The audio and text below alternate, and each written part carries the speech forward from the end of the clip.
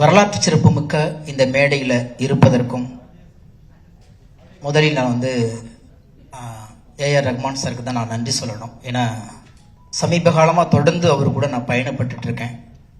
எத்தனையோ படங்கள் பயணப்பட்டு இருந்தாலும் இந்த மேடைக்கு என்னை அழைத்து நிற்கிறதுக்கான ஒரு வாய்ப்பை கொடுத்ததுக்கு நான் ரொம்ப பெருமைப்படுறேன். காரணம், இந்த புத்தகத்தை பற்றி நிறைய பேர் படிச்சிருப்போம், வாசிப்பாளர்களுக்கு தெரியும். பென் ஆய்மின்னு சொல்லிட்டு அவர் எழுதின அந்த ஆடு ஜீவிதம் புத்தகம் மிகச்சிறந்த நாவல், பல லட்சம் பிரதிகள் விற்ற ஒரு நாவல்.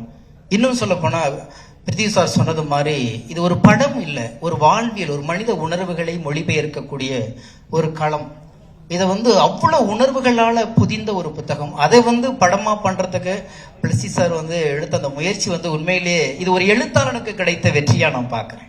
ஒரு எழுத்துக்கு, ஒரு இலக்கியத்துக்கு, ஒரு வாழ்வியலுக்கு, ஒரு உணர்வுக்கு கிடைத்த வெற்றியா பார்க்கிறேன். இந்த படைப்புல நானும் ஒரு புள்ளியா எங்கேயோ இருக்கேன் அப்படின்னு நினைக்கும் பொழுது அதுக்கு ரொம்ப பெருமைப்பட வேண்டியிருக்கு. இசையமைப்பாளர் இசைப்பியலுக்கு நான் நன்றி சொல்ல வேண்டியிருக்கு. காரணம், அந்த படத்தை நம்ம நிறைய பரீட்சை எழுதிட்டு வெயிட் பண்ணிக்கிட்டே இருப்போம், எப்போ ரிசல்ட் வரும் அப்படின்னு சொல்லிட்டு. நிறைய படங்கள் எழுதிட்டு இருந்தாலும் இந்த படத்தோடைய ஒவ்வொரு அப்டேட்டையும் நான் இரவு 2 மணி 3 மணி வரைக்கும் பார்த்துட்டே இருப்பேன். ஒய்ஃப் கூட சொல்லுவாங்க, என்ன அப்படி இருக்கு அப்படிம்பாங்க. இல்லை, அந்த நாவல் அவ்வளோ அழகான நாவல் பாப்பா அப்படின்னு சொல்லி பேசிட்டு இருப்போம்.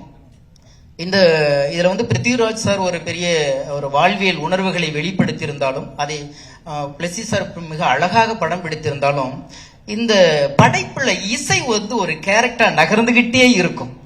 அதாவது சுவடுகளுடைய சரிவுகளில் மணல்கள் அசைவதற்கு கூட ஒரு குட்டி இசையமைப்பாளர் இசையமைச்சுக்கிட்டே இருந்திருப்பார். அப்படியே பாத்தீங்கன்னா வலைதளங்களில் போகும்போது அந்த இசை ரசிகர்கள், இசை காப்பாளர்கள் அதை தூக்கி வச்சுட்டு கொண்டாடிட்டு இருக்கிறாங்க. அவ்வளோ அழகா ஒரு இசை ஒரு கேரக்டராகவே வாழுதுன்னா, இன்னும் சொல்ல போனா நடமாடும் பிணமாக நஜீப் நடந்துகிட்டு இருக்கும் போதெல்லாம் இல்ல அவனுக்குள்ள உணர்வு இருக்கு, உயிர் இருக்குன்னு சொல்லிக்கிட்டே கூடவே நடந்து வர்றது ஏஆர் சாரோட இசை தான். ஆனா அவ்வளோ அந்த அழகான ஒரு படைப்பு. இந்த படைப்புல நான் இருக்கேன். இந்த வரலாற்று சிறப்புமிக்க இந்த ஒரு படைப்பு மிகப்பெரிய லெவல்ல போகணும்னு வேர்ல்டு முழுக்க எதிர்பார்க்கிறாங்க.